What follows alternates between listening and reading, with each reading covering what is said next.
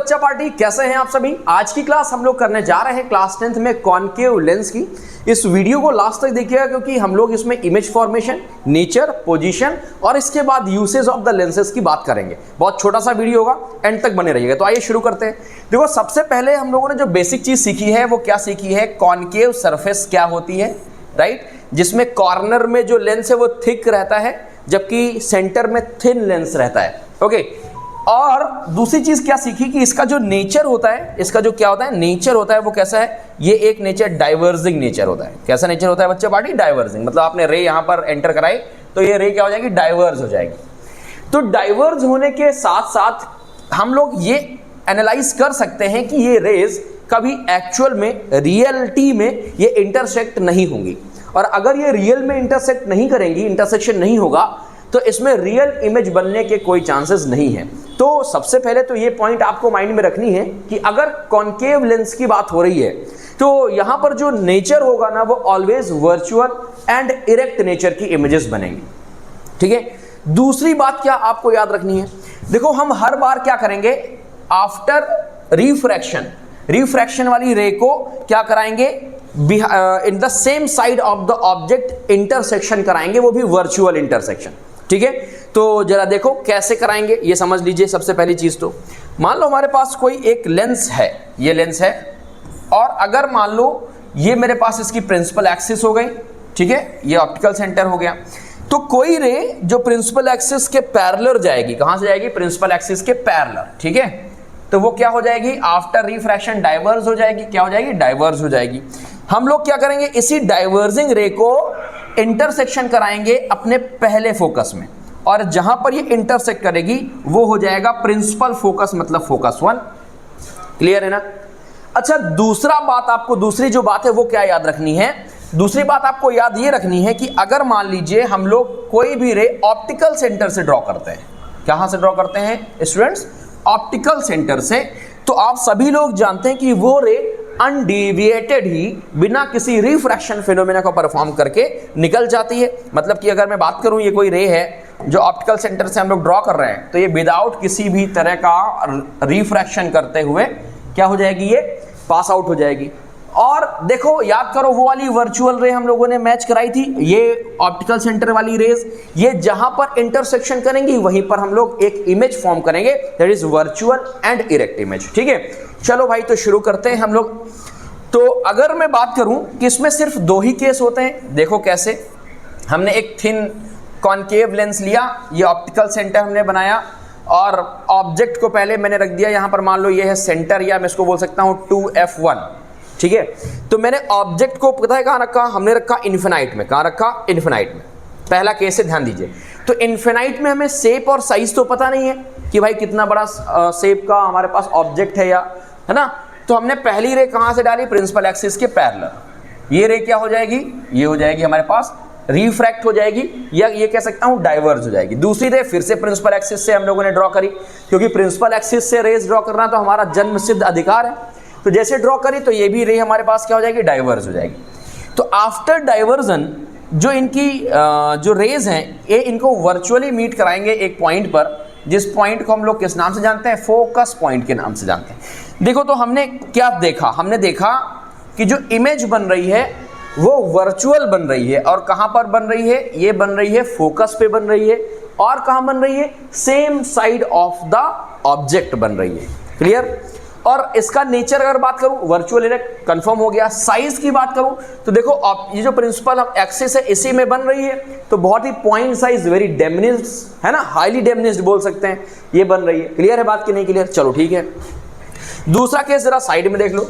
अब मैंने क्या करा, इस थिन लेंस में ऑब्जेक्ट को कहां पर प्लेस किया, अब मैंने प्लेस किया, मान लो ये ऑप्टिकल सेंटर हो गया, अब हमने प्लेस किया कहां पर, 2f1 में। कहां पर प्लेस किया, 2f1, ये ऑब्जेक्ट प्लेस हो गया। ठीक है, दिख रहा है ना ऑब्जेक्ट प्लेस है कि नहीं, प्लेस हो गया। ओके, बहुत बढ़िया बात।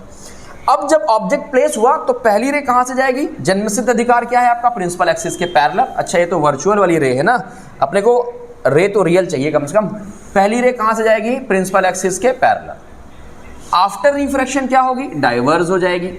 ठीक है, और डाइवर्जिंग के बाद क्या होगा इसके साथ, डाइवर्जिंग के बाद ये होगा कि ये क्या होगी, हम लोग इसको वर्चुअली इंटरसेक्ट कराएंगे फोकस पे, क्योंकि ये हमने लॉ पहले देख लिया है कि अगर प्रिंसिपल एक्सिस के पैरेलल कोई रे जा रही है तो आफ्टर रिफ्रैक्शन वो प्रिंसिपल फोकस से होके जाएगी।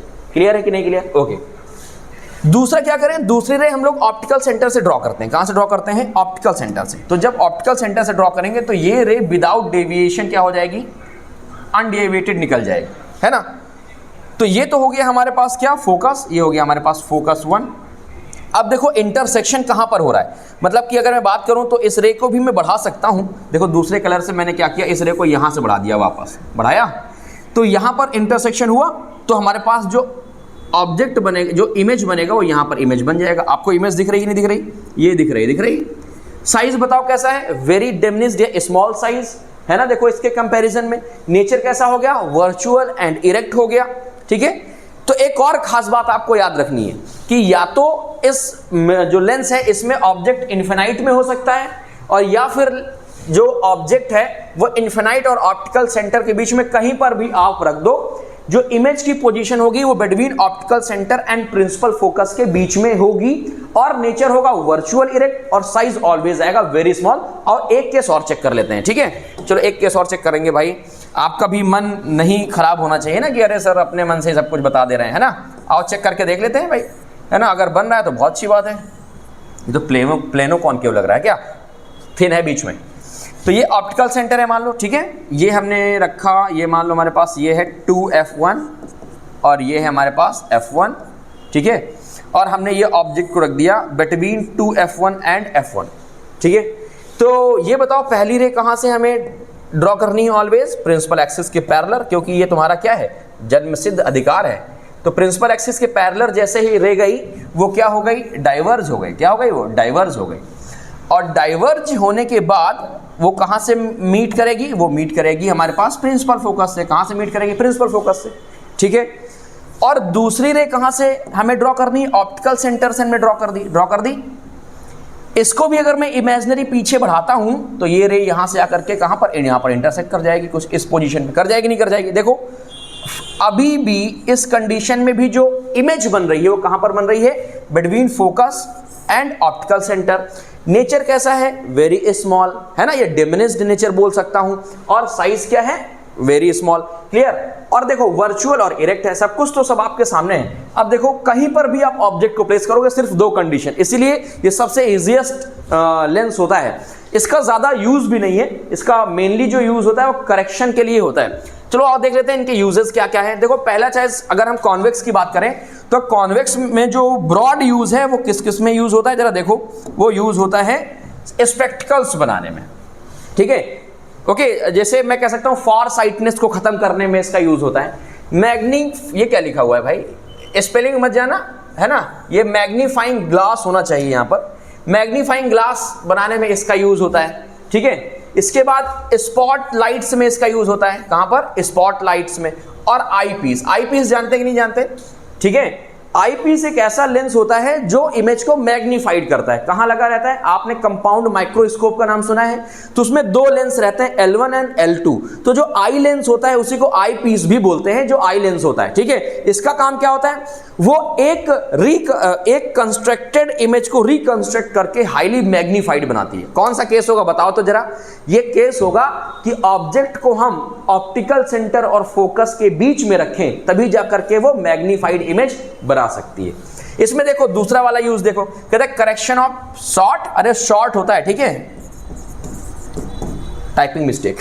Correction of short sightedness, sadness लिखा हुआ है भाई, बहुत ज्यादा सैडनेस। चलो होपफुली अगर आपको समझ में आया हो तो हमारी 1000 की जर्नी को सपोर्ट करें, जाकर के चैनल को सब्सक्राइब करें, लाइक करें और शेयर करें। आज के लिए इतना ही, कल मिलता हूं एक धमाकेदार वीडियो के साथ जिसमें हम लोग डिस्कशन करने वाले हैं साइन कन्वेंशन, लेंस फॉर्मूला, ठीक है, magnification of the lens and power of the lenses, ठीक है। तो आज के लिए इतना ही, bye bye ta-ta, take care.